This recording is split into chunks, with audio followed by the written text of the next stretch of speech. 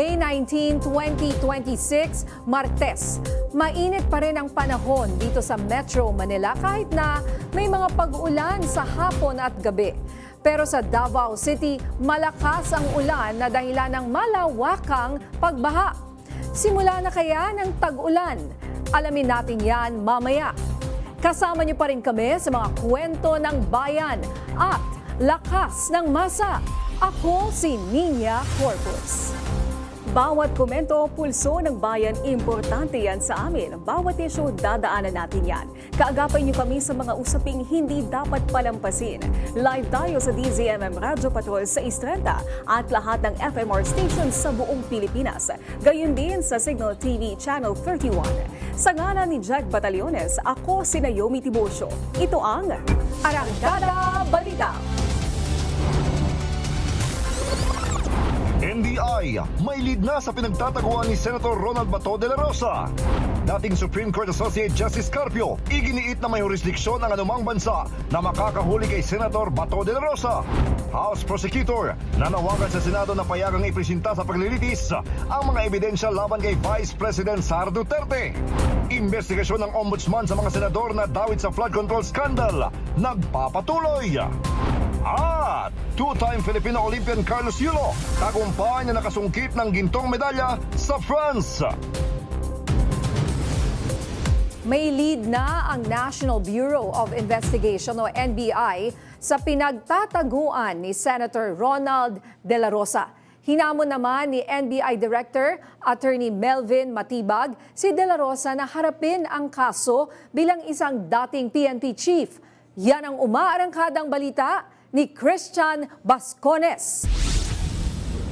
Hindi nga ako binigyan ng kopya ng warrant. Tikom si Senator Robin Padilla sa tanong kung tinulungan ba niya si Senator Ronald De La Rosa na tumakas. Pero ayon kay National Bureau of Investigation Director Attorney Melvin Matibag, kung mayroon mang tao na mas nakakaalam ng pinagtataguan ni Bato, walang iba kundi si Padilla. Matatandaang iginiit ni Padilla na nagtatago si De La Rosa mula sa mga umano'y kidnapper, kahit may warrant of arrest ito mula sa International Criminal Court dahil sa kasong Crimes Against Humanity kaugnay ng war on drugs ng nakaraang administrasyon. So, call it whatever you want. But the question is, nasaan si Bato? Di ba? Huli na, naging Bato pa.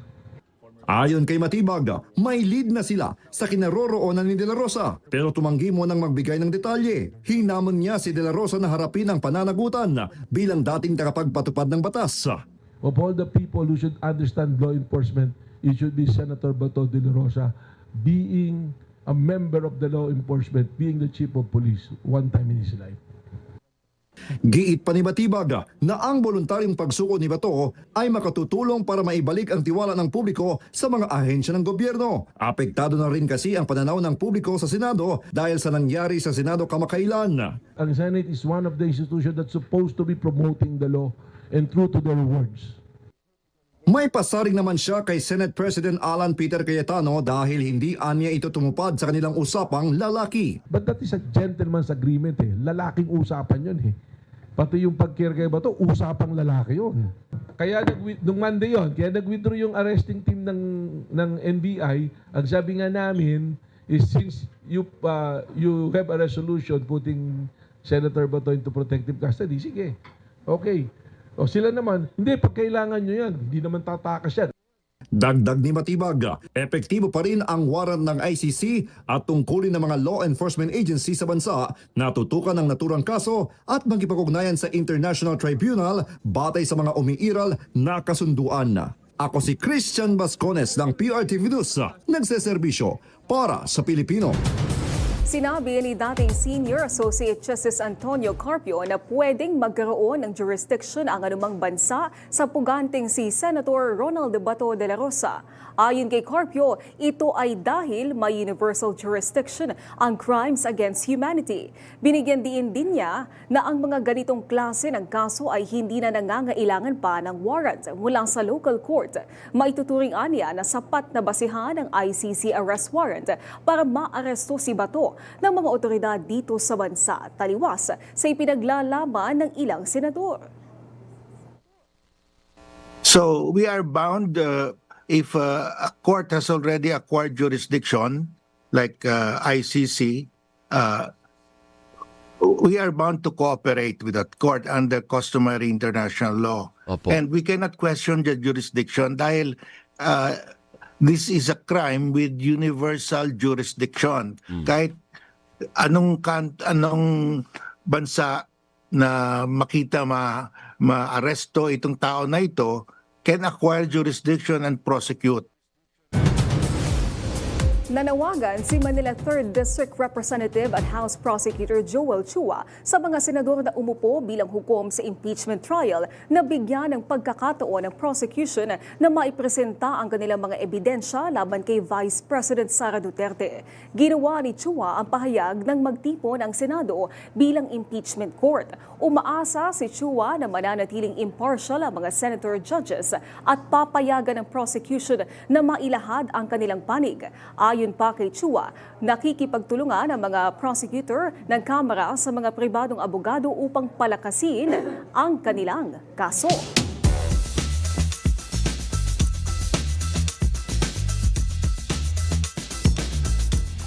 Himayin nga natin ang issue ng impeachment ni Vice President Sara Duterte. Makakausap natin si Lanao del Sur Congressman Zia Alonto Adjong. Magandang hapon po, Congressman Adjong. Welcome back sa Arangkada Balita. Congressman? Congressman Adjong?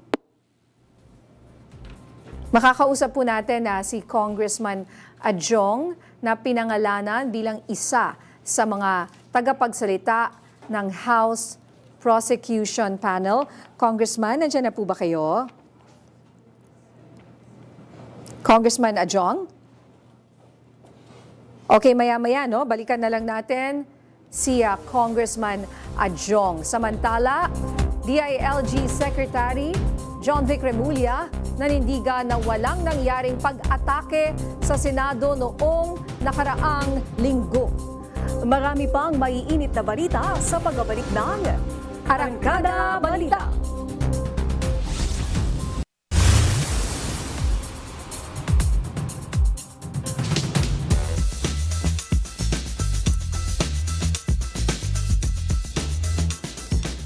Balikan po natin si Congressman Zia Alonto Adjong. Welcome back sa Arangkada Balita, Congressman. Magandang hapon, Ninya, and magandang hapon po sa inyong mga tagapakinig ng iyong programa. Kong, formal na po kayong pinangalanan bilang isa sa mga tagapagsalita ng House Prosecution Panel. Ano po ang inyong inaasahan sa pagbubukas ng impeachment trial? Well, una, tayo ay nagpapasalamat sa tiwala. Alam ko po ito isang mabigat na tungkulin dahil i-relay po natin sa ating taong bayan kung ano po yung nangyayari, no? Once na mag-start na po yung impeachment trial. So ako po ay inaasahan po natin na by the time na magkaroon ng actual impeachment trial sa Senado, inaasahan po natin yung magiging presentasyon ng mga evidences na ipapresenta po ng prosecution para po sa, hindi lang po sa ating mga senator huwis, pero pati na rin po sa taong bayan dahil naintindihan po natin na itong usaping impeachment na to ay isang taon na po nakabinbin ito. So para po sa for the sake of also our public interest, ay ninanais po natin na by the time na mag-start na po ang impeachment, ay maintindihan din po nila at makita po nila kung paano yung presentasyon ng prosecution sa mga evidences ay may lalatag na po yan. Sa tingin niyo po ba ay magiging mabilis at patas ang proseso ng impeachment trial dyan po sa Senado?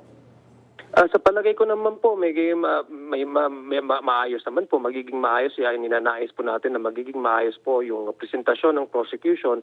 At the same time, yung magiging counter-argument po ng defense dahil nakaangkla naman po itong mga presentasyon, itong evidences ng ating prosecution sa articles of impeachment. No? So naka-specify naman po sa complaints at saka sa articles of impeachment yung anong mga accusation laban po sa ating nakaupong Vice Presidente.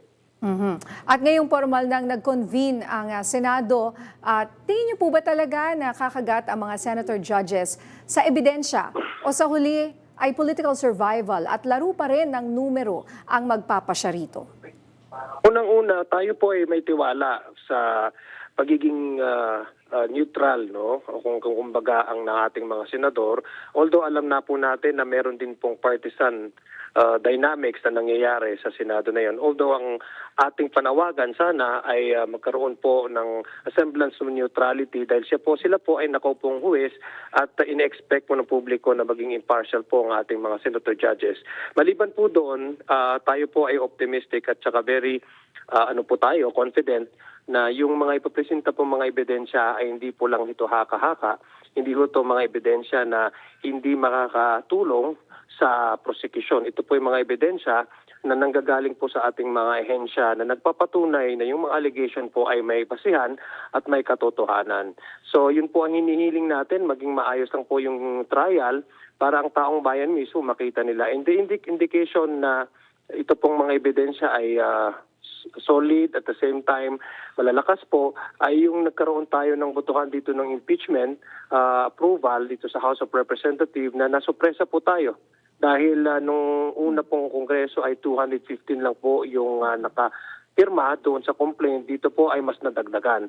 Indication po yan na during the confirmation hearing ng Committee on Justice ay yung mga ibang ating mga kasamahan dito sa House of Representatives ay mas lalo silang nakumbinsi na talagang may probable cause para ito ay ihain na sa aktual na trial na ito na po itong sa Senado na sila po yung uupo bilang trial at mga senator judges. Nananatili po si Senator Alan Peter Cayetano bilang Senate President. Ano po ang reaksyon niyo dito? Ano po yun? Sorry po. Nananatili Ma'am Ninya, ano po yung tanong? Nachachapi po eh. Opo, ulitin ko po. Nananatili po bilang Senate President si Senator Alan Peter Cayetano. Ano po ang inyong opinion dito? Well, una naman po, sinabi naman po niya na convene ng Senado at ito po yung ginawa niya. Nag-convene na nga pong Senado. In fact, nagsuot na po sila ng kanilang mga robe. So, nag-release na rin po sila ng writ of summon, both the defense, pati na rin po ang prosecution para magkaroon po ng formal na reply. So, indikasyon po ito na ang Senado bilang isang institution ay ready na sila na i-exercise ang kanilang constitutional duty, which is to try and decide once na natanggap na po nila itong articles of impeachment. Nakita naman po natin na simula po nung kahapon ay nagkaroon na ng formality ng convening of the impeachment court. So, yan po yung ating pong indication na sa this time around, despite the fact that there will be political or partisan dynamics within and among the 24 senators, what is important is now the institution is now ready to hear the case of the prosecution and to allow also the defense to provide their counter-arguments and evidences. Kailan po kaya magsisimula ang impeachment trial? At magkakaroon pa ba ng pre-trial? Yun po ay depende po yan sa timeline ng Senado dahil sila po yung korte, sila po yung magbibigay ng timeline kung kailan po tayo mag-uumpisa. Ang sinabi po nila ay may 10 days po na writ of summon na sinabmit po in-issue po nila para sa kampo ng respondent, in this case ang Vice President, at 5 araw na sa prosecution na extendable 5 days. So yan naman po ay mga ina-adapt nila ng mga rules and procedures sila kaalakip doon po sa mga issuances ng mga summons ng korte. So this is all entirely within the Senate's prerogative acting as an impeachment court because that's within the exclusive right. Okay, at bago po man ang impeachment trial, naging controversial nga ito pag-alis ni Senator Bato de la Rosa sa Senado. Bilang isang abogado at mambabatas, ano po ang tingin nyo sa insidenteng ito at paano ito makakaapekto sa impeachment ni VP Sara? Well, unang-una, hindi po tayo abogado, tayo lang po yung mambabatas. Pangalawa, iyon po ay desisyon ng Senate acting as an institution to place Senator Bato under their custody. Now, pagdating naman po sa issuances of arrest warrants, tayo po ay naninindigan na may basihan po ito. Unfortunately, it led to something that when nobody was actually expecting na humantong po sa ganitong klaseng pangyayari at na-involve na nga rin po itong mga different agencies like the Ombudsman at saka NBI na mag-conduct ng investigation. Pero tayo po, ang ating pong position dyan ay kung paano po yung botohan. No? Ay inaantay po natin kung ano yung adoption ng kanilang Senate Rules of Procedure sa impeachment trial. No? Kung ang paninindigan po natin, ito po isa pong sagrado na duty na mandate ng bawat isa sa kanila o pong senator judges. So it is really important that once the impeachment trial begins, the actual trial begins, we hope that all senators also would be present once they also cast their vote. So maaaring dapat maging personal o present or physical presence yung mga senator judges kung sila po ay magboboto o magkakast na kanilang boto, no, pagdating sa mga motion or usapin patungkol sa mga patungkol sa legal technical discussion na mangyayari po diyan sa trial sa Senado. Kasi nga po, di ba may panawagan or ewan ko ba kung anong tawag doon, motion or resolution na pwede siyang bumoto virtually or sa Zoom Yan. kahit wala siya doon in person at hindi Yan. dumaan nga doon sa proseso. So, ang kaklaruhin po natin sa ngayon ay kung yun po yung rules na yun ay ma-apply po doon sa mga regular legislative functions po nila. Remember, ito pong impeachment trial ay sui generis. Though ang nakaupo dyan mga huwes ay mga senators, pero meron pong separate rules and procedure ang impeachment trial. So, hindi kaklaruhin po natin kung yung ba yung remote voting po ay doon lang ma-apply sa kanilang regular legislative function. Ang ating pong posisyon dyan ay dahil ito ay impeachment trial at sagrado po itong trabaho ng Constitution, kinakailangan po na yung mismong senator judge ang boboto physically. Pagdating po sa puntong kinakailangan po ang kanilang mga boto. Alright, maraming salamat. Lanao del Sur, Congressman Zia Alonto Adjong. Maraming salamat din po, Ma'am Nina. Nagbabala si dating Senador Richard Gordon na maaring mabuhay muli ang pag-aalsa sa EDSA. Ito'y kung makita ng taong bayan ang di makatwirang pagkiling ng mga senador sa iisang panig sa impeachment trial. Ayon kay Gordon, base sa nangyaring mga iskandalo sa Senado noong nakaraang linggo, marami na rin ang bumaba ang tiwala at respeto sa kanila. Dahil dito, umaasa si Gordon na magkakaroon ng patas sa impeachment. Naniniwala rin siyang dapat nang sumuko si Senator Ronald Bato de la Rosa at sa korte na lang magpaliwanag. Planchado na ang estratehiya ng House Prosecution Panel para sa napipintong impeachment trial ni Vice President Sara Duterte sa Senado. Binigyan diin ng prosecutors na hindi lang pag-convene ng impeachment court ang iniaatas ng konstitusyon, kundi ang agarang pag-usad ng mismong paglilitis. May umaarangkalang balita si Barry Ocampo. Opisyal nang inilatag ng House Prosecution Panel ang hatian ng 4 na articles of impeachment laban kay Vice President Sara Duterte. Pinangungunahan ni Lead Prosecutor at Batangas 2nd District Congressman Jervil Luistro ang panel. Ayon kay Luistro, handa na ang 11-member prosecution team para sa pre-trial at aktual na paglilitis sa Senado.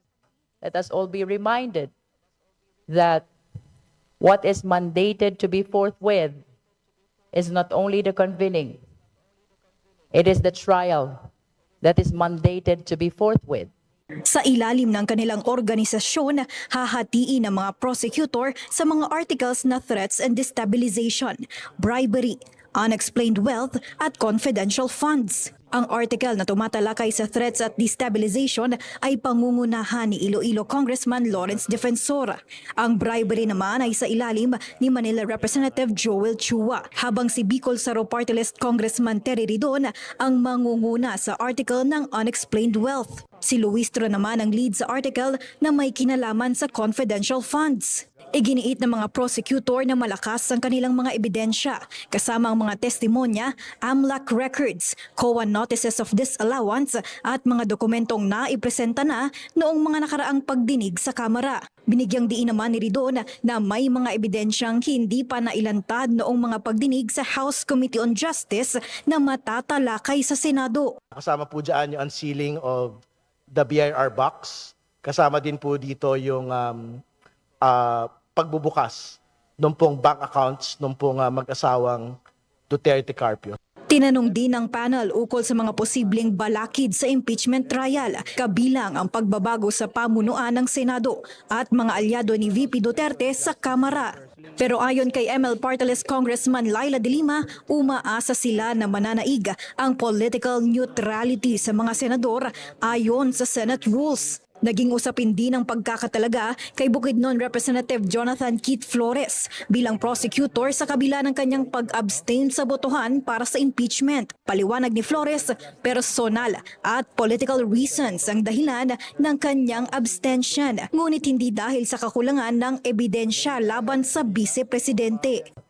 I could not, in good conscience, vote against the articles of impeachment because I was present all along when the Committee on Justice heard the evidence presented. Just to speak for the entirety of the panel, I don't think we have any doubt on the confidence, integrity, and expertise of Congressman Flores to take on the role of a public prosecutor.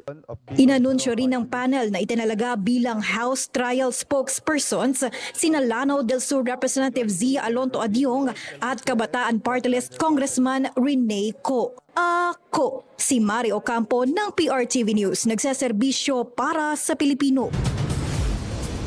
Idinetalye ni na Interior and Local Government Secretary John Vic Remulla at PNP Chief General Melencio Nartates ang nangyari bago ang naging pagtakas ni Senator Bato de la Rosa sa Senado.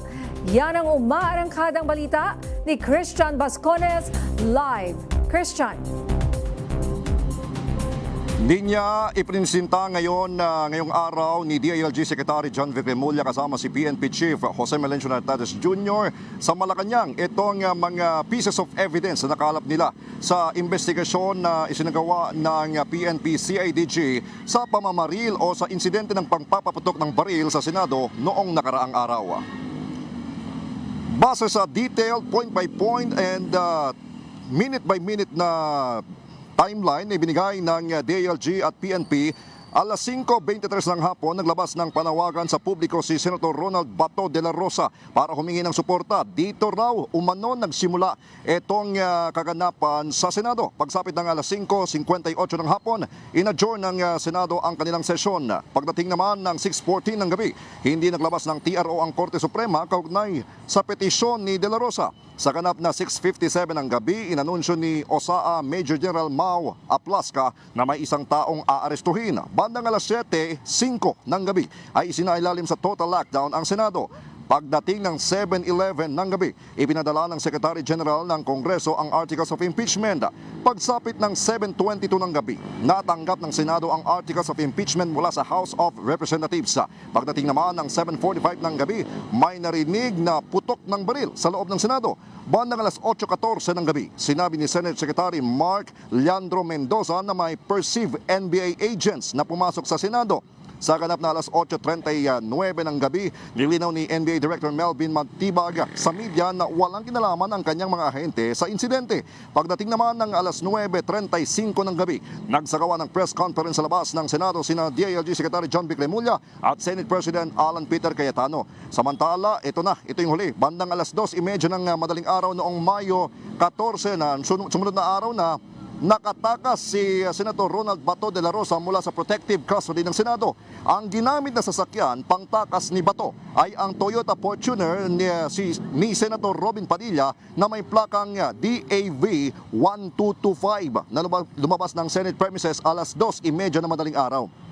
Sa investigasyon naman ng PNP ayon sa inilabas na fired cartridge case matrix, nakakolekta ang PNP FG Soco ng mga basyo at ebidensya ng ilang bahagi ng Senado matapos ang insidente ng pamamaril. Sa loob ng gusali, nakakolekta ng 9 na basyo ng caliber 40, 27 basyo ng 9mm at isang live ammunition ng 9mm. Sa exit door naman, may 7 entry bullet holes mula sa loob, habang 15 bakas ng tama ng bala ang natagpuan sa salamin.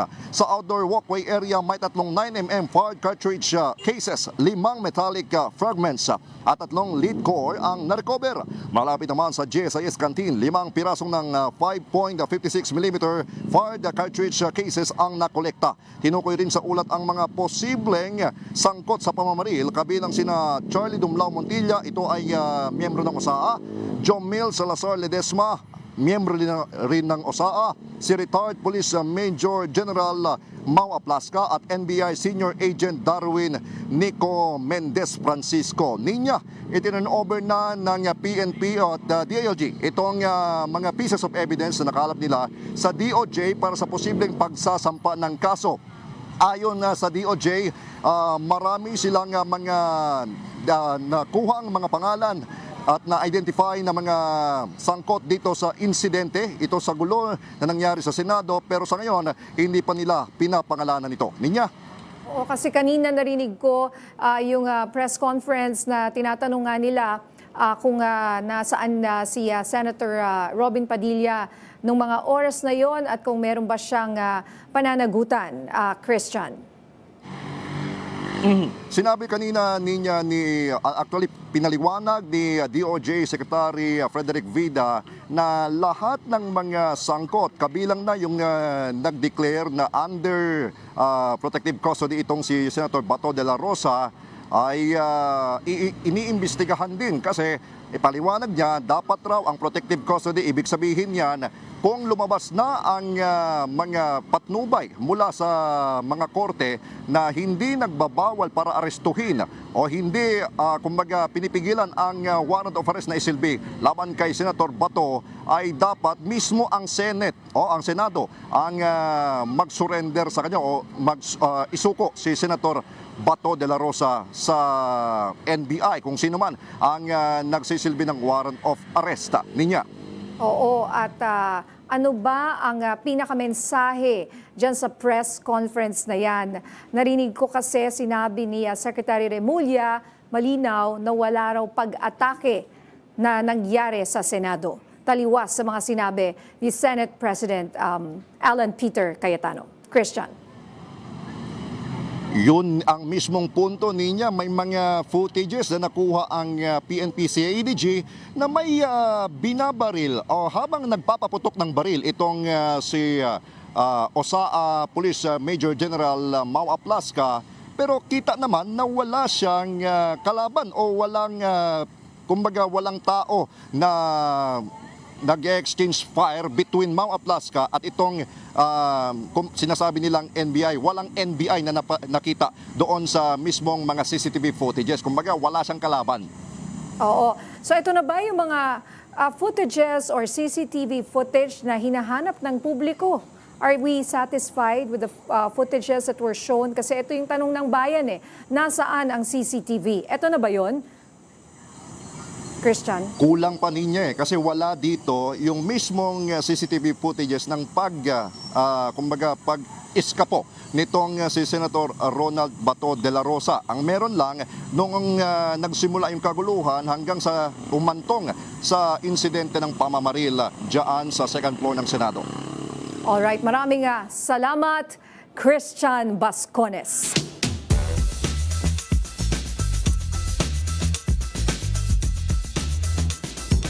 Umarangkada na ang impeachment kay Vice President Sara Duterte at nag-convene na ang impeachment court. Pag-usapan nga natin yan at makakasama po natin dito sa PRTV Prime Media Studio si Attorney Mel Santamaria, former Dean ng Far Eastern University Institute of Law. Magandang gabi po, Attorney Mel. Magandang gabi sa iyo, Ninya. Okay, unahin na po natin itong tanong na ito. No? Ano po ang reaksyon ninyo dito sa sinabi ni Senator Marcoleta na huwag raw maniwala sa mga pinagsasabi ng mga dean? Well, unang-una mga dean, mga eksperto yan eh. Mga eksperto sa larangan ng batas, no? Huwag pakinggan. Dapat ang advice natin sa ating mga madla, pakinggan lahat. At ang madla ang mag-decide kung ano ang mas credible sa mga base o sa mga kwento na nabibigay ng opinion. Halimbawa, sabi ni Senator Marcoleta, kung hindi ako nagkakamali, bakit daw isasaalang-alang ang Rome Statute, nag-withdraw na tayo. Pero ang sagot siya, napakalinaw naman sapagkat sa Rome Statute mismo sinasabi sa Article 127 na bagamat ang isang bansa ay tumiwalag, hindi ito maaalis yung responsibilidad nila sa anumang mga usaping bago sila tumiwalag. At yung nangyari kay Presidente Duterte ay nag-umpisa bago March 17, 2019. So mismong yung tratado, sinasabi, may residual obligation ang Pilipinas. At pangalawa, ito na yung parati nating sinasabi na Republic Act 9851 na sinasabi sa Section 17 na pwedeng ipaubaya na ng gobyerno ng Pilipinas ang pag-iimbestiga at paglilitis kung meron ng isang international court na naglilitis at nag-iimbestiga at pwede pang ibigay yung suspect. So, madaming base at lalo na ang konstitusyon sinasabi the generally accepted principle of international law ay bahagi na rin ng mga batas ng Pilipinas. Oo, kasi nga po yun talaga yung ini-insist ng kampo ni Senator Bato na kailangan na galing daw sa local courts or may approval ba na kahit na hindi galing something na approval from any local court, inihingi daw nila. Yun lang naman daw at susuko daw siya, sabi. Oo, yun ang punto nila. Pero ang tanong nga kung kailangan pa ng pangalawang pagdedetermina ng probable cause. Kung nabasa natin yung comment ng Office of the Solicitor General, ang linaw-linaw Ang sabi ng Office of the Solicitor General, sa larangan ng international law, ang crime against humanity ay isang krimen. At sa larangan ng ating konstitusyon, sinasabi natin ang international law ay bahagi ng ating batas. At ito na nga yung Republic Act 9851 na tulay natin dun sa international law na kamukha ng sinabi ko, pwedeng paubaya doon sa international court. At kung nire-recognize natin yung international court, nire-recognize rin natin yung proseso nila, including a warrant of arrest.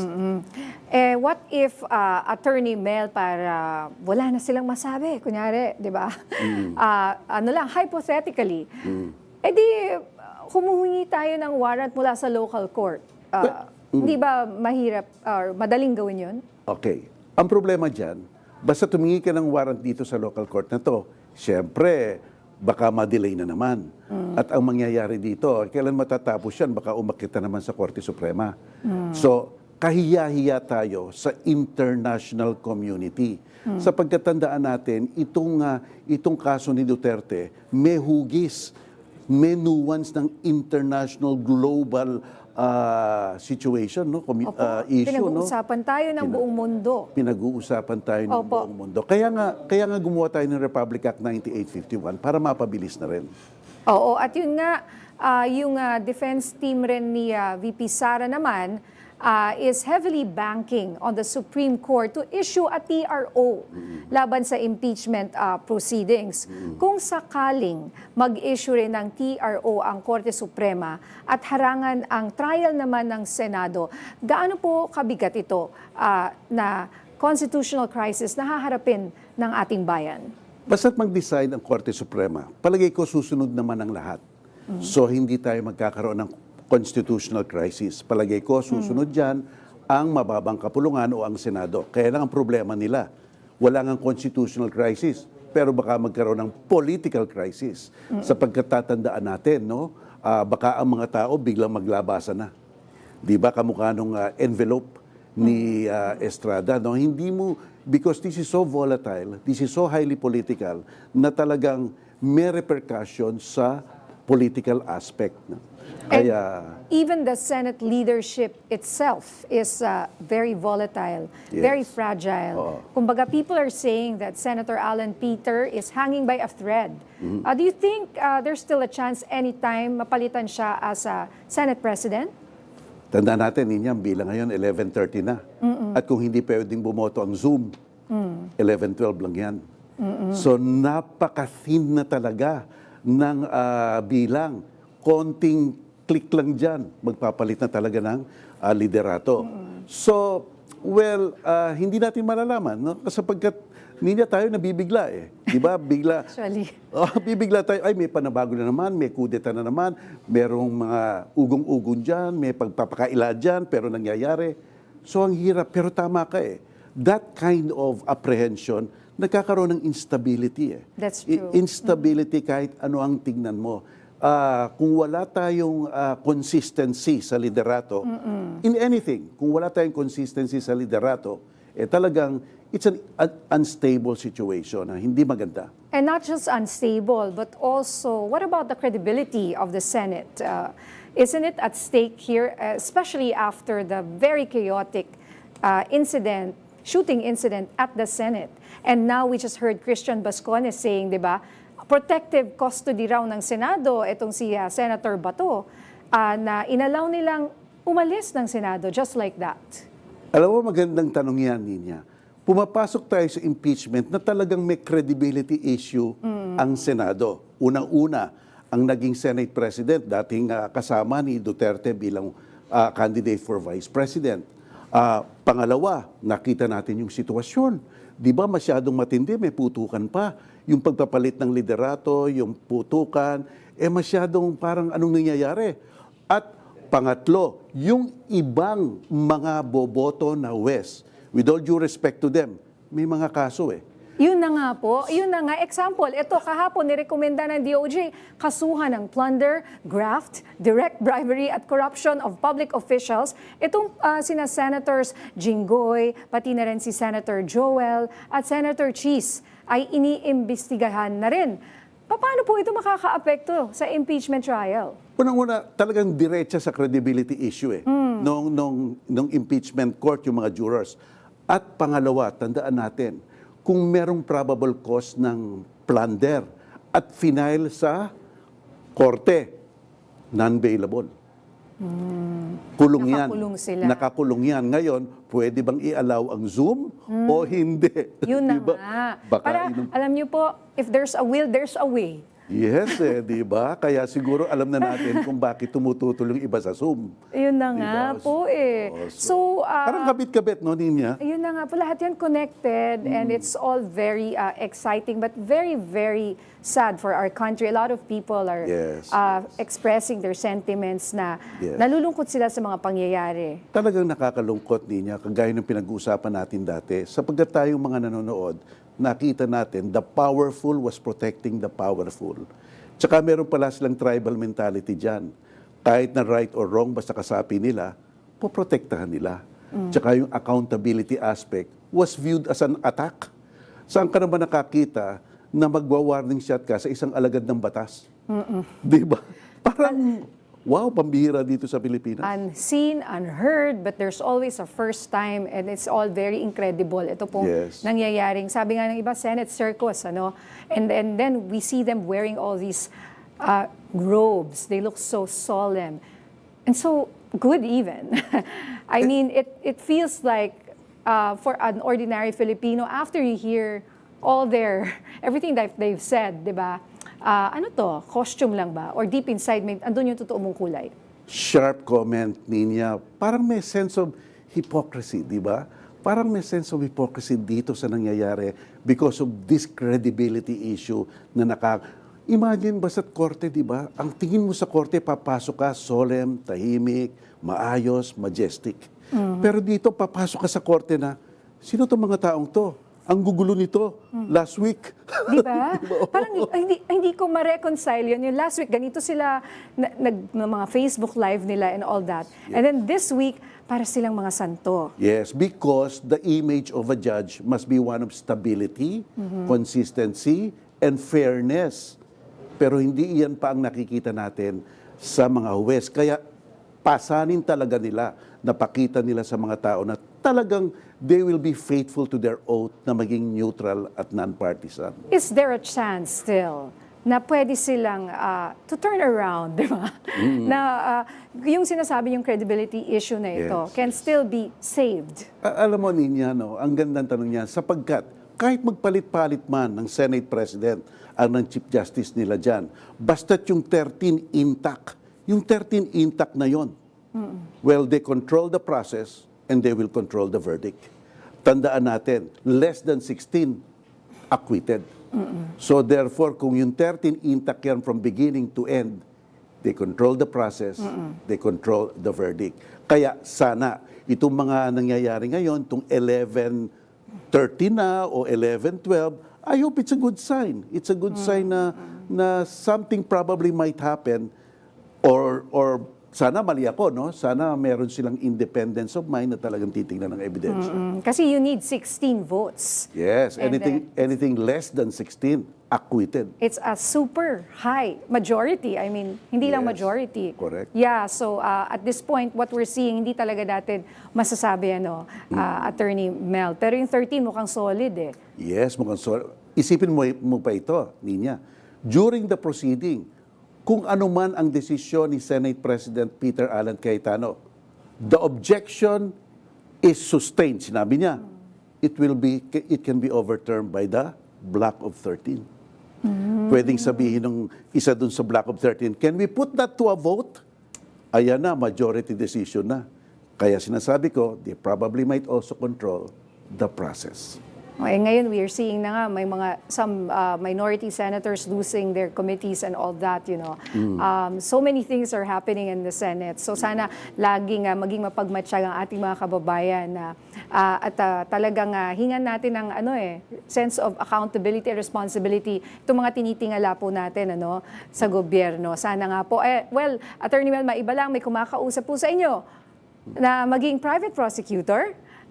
Kung tatanggapin niyo po itong role na ito bilang private prosecutor, ano po ang magiging primary legal strategy po ninyo para masiguradong solid itong ihaharap natin sa mga senator judges na ito? Malay mo, sa sobrang solid, kahit na very partisan siya, di ba?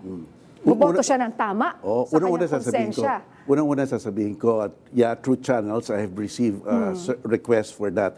Pero dito ko sasabihin na hindi ko tinanggap. Hindi ko sayang, tinanggap. attorney. Hindi ko tinanggap, pati spokesperson, hindi ko tinanggap, pati private prosecutor. Pero anong strategy? Yes. Well, just lay the cards. Pakita natin ang ebidensya. Whether ma-acquit o ma-convict, so be it. Kasi para sa akin, dalawang korte dito. Isang Senate Political Impeachment Court, tsaka isang Court of Public Opinion. Tayo yon. At yung public opinion na yon, palagay ko, ang mas mahalaga, it will have a more political impact. Alright, maraming salamat Attorney Mel Santa Maria, dating dean ng Far Eastern University Institute of Law. Thank you po. Thank you very much. Bumuelta si NBI Director Melvin Matibag kay Senate President Alan Peter Cayetano. Aniya hindi ito tungkol sa sinumang personalidad, bagkus ito ay ang pagpapairal ng batas. Yan ang umaragad ng balita ni JM Pineda.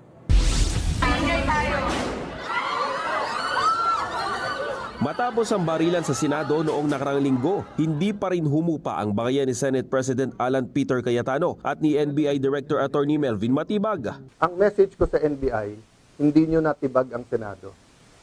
Under Alan Cayetano, hindi nyo natibag ang Senado. Sagot ni Matibag, walang gumigiba sa Senado at naayon lang sa batas ang ginagawa nila. Humabol pa ito ng hirit na dapat suspindihin rin si Senator Cayetano dahil siya ang may hawak sa usaan ng mangyari ang putukan. Baluktot rin daw ang katwiran ng senador at suspended Sergeant at Arms Mau Aplasca na pinaputokan nila ang NBI dahil may banta sa kanilang mismong bahay. Magkaiba. May comparison, bahay mo pinasok. That is an assumption na pinapasok. Actually, papakinggan niyo yung mga statement nila. Magkakaiba. Nakita pa lang nila sa labas, may mass build-up. Sa labas ng bahay mo, may nakita ka mga armado. Are you entitled to assault them? Puntahan mo sila. Paputukan mo ng baril. Di ba hindi? Labas ng bahay mo Sabi pa ni Matibag, walang pag-atake sa Senado at labas rin ang usapin ng politika. Hindi po kami yung titibag ng Senado. It's them who are there in the Senate. And I have to say this, I said it yesterday. This is not about Senator Alan Peter Cayetano or about me. This is about the rule of law. This is about law and order. So, I don't know if I have to comment pa doon sa sinabi niyang hindi nila natibag. Talagang, yung pangalan ko, sinama pa doon sa pagsasabi niya No, but the thing is, it's not all about him. It's about law and order. It's about promoting the law. Umiwas na bang magbigay ulit ng pahayag si Senator Cayetano tungkol sa mga sagot ni Matibag? Giit nito na maraming trabaho ang kailangang ayusin sa Senado. Ako si JM Pineda ng PRTV News, nagseserbisyo para sa Pilipino. Mainit man ang usapin sa impeachment, tuloy pa rin ang investigasyon ng ombudsman sa ilang senador na napupukol sa flood control scandal. Narito ang report. The allegations claim that multiple high-ranking... Tuloy na tuloy pa rin ang investigasyon ng ombudsman kina Senator Jinggoy Estrada, Chis Escudero at Joel Villanueva sa anomalya sa flood control scandal kahit nag-convene na sila bilang senator judges para sa paglilitis kay Vice Presidente Sara Duterte sa hiwalay nitong alegasyon ng korupsyon. Kahapon, inanunsyo ng ombudsman na pinakakasuhan na ng DOJ sina Senador Jinggoy Estrada, dating DPWH Secretary Manuel Bunoan at 4 na iba pa ng kasong plunder, graft, direct bribery at corruption of public officials dahil sa sabwatan nila para makakobra ng 30% kickback sa mga flood control project. Batay ito sa mga testimonya ng state witness na sina dating DPWH Undersecretary Roberto Bernardo, dating DPWH Regional Director Gerard Opulencia at dating DPWH District Engineer Henry Alcantara. Tinawag naman itong hindi makatarungan ni Estrada gayong wala naman raw umanong pruweba ng insertion sa 2025 national budget mula sa Senado. Meron din ho tayong nakikitang allegation ng kickback. Karamihan po sa mga bidding na ginagawa sa iba't ibang parte ng bansa ay meron ng napiling winning bidder.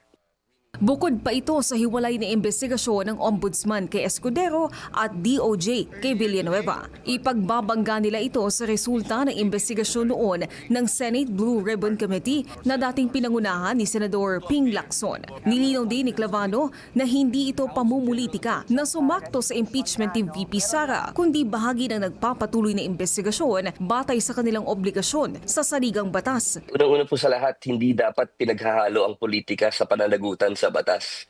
Hindi po kami gumagalaw base lang sa usap-usapan o kung ano man ang mainit sa balita ngayon. Ang issue po ng flood control o pondong pambaha ay isang bagay na kailangan tuloy-tuloy ang investigation, no? Kahit anumang politikang nagaganap sa labas. Pagkatapos ng independent review ng ombudsman sa rekomendasyon ng DOJ, maaari nilang ma-affirm, i-amend o i-revise ang resolusyon. Kapag na-affirm ito, dadalhin ito ng ombudsman sa Sandigan Bayan para sa pagsasampa ng kaso. Hinikayat ni ACT Teachers Party List Representative Antonio Tino ang Office of the Ombudsman na imbestigahan ng manoy maanumalyang flood control projects sa Davao City. Yan ang umaarangkadang balita ni Mari Ocampo. Nagtungo sa Office of the Ombudsman si ACT Teachers Party List Congressman Antonio Tino.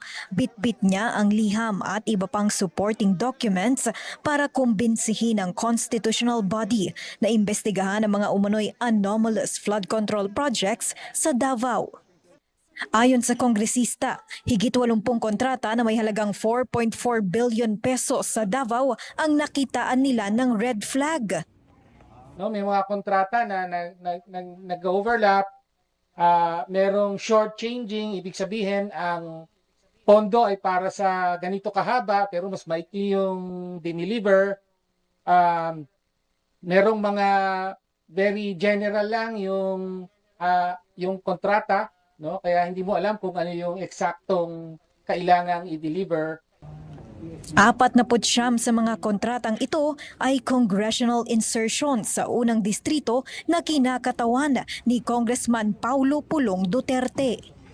Sa isang pahayag, bumuelta si Duterte sa pag-iimbestiga ni Tino. Tinawag niyang selectively blind ang kapwa kongresista. Depensa ni Pulong, 4 na taon ng zero budget ang Davao City. Una nang nagpadala ng liham si Tino bilang mga kinatawan ng makabayan sa ICI noong November 2025 para manawagan ng malawakang investigasyon ukol dito. Nagpadala ng sulat si Chair what's his name? Andy Reyes sa akin. Nakalagay doon, noted. Yan ang nangyari. Sa kaparehong buwan, naghain din ang kanilang grupo ng House Resolution 464 na humihiling sa Committee on Public Accounts at Committee on Public Works and Highways na magsagawa ng pagdinig sa umano'y korupsyon dito. Ngunit ayon kay Tino, natenga na ang resolusyon matapos itigil ang pagdinig sa flood control issue dahil sa posibleng conflict of interest umano sa pagitan ng Kamara at mga kongresistang nadadawit sa issue.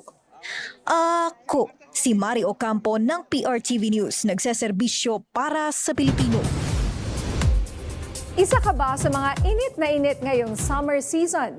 Tampok ang isang resort sa Pampanga na may hatid na kakaibang cooling experience. Yan ang umaarangkadang balita ni Gracie Rutao. Mainit ang panahon pero hindi kailangan bumiyahe ng malayo o gumastos ng malaki para makaiwas sa init. Sa Barangay San Jose Malino, Mexico, Pampanga, dinarayo ngayon ng mga pamilya at barkada ang isang resort na may kakaibang diskarte para sa summer. Pinalalamig na swimming experience gamit ang yelo. Sa halip na ordinaryong paglangoy lang, mas ramdam ang presko vibes dahil sa malalaking tipak ng yelo na inilalagay direkta sa swimming pool. Ayon sa resort management, ginagawa ito tuwing hapon bilang special summer feature na mabilis ding nauubos dahil sa dami ng gustong makaranas. 16 blocks. So, pwede naman namin dagdagan yun. Pero as of now, yun ang nagiging parang numbers. Parang yung standard number namin, 16 blocks na pwede na sabay-sabay namin ilulublob. Bukod sa ice-cold pool experience, may dagdag pang pampasaya tulad ng Aqua Zumba kung saan sabay-sabay na nagpapapawis at nagpapalamig ang mga bisita. Kahit nga may crisis ngayon, still, ang dahil pa rin pumupunta sa amin. Siguro dahil nga sa crisis, medyo kahit ba na yung resort namin sa budget friendly. At ang pinaka-good news para sa mga naghahanap ng budget-friendly na summer escape, kayang ma-enjoy ang buong experience sa halagang 100 pesos hanggang 120 pesos lang. Mula Pampanga, ako si Gracie Rutao ng PRTV News, nagseserbisyo para sa Pilipino. Yan ang mga umarangkadang balita ngayong araw. Ako si Nina Corpus. Sa ngalan ni Jack Batallones, ako si Naomi Tiburcio para hindi mahuli sa usapan, kapit lang hanggang sa susunod na Arangkada Balita. Mga pangyayaring mahalaga. Ora-orada, ibabalita. Narito na. Hindi ko tayo uunlad kung wala akong tulungan. Anumang panahon.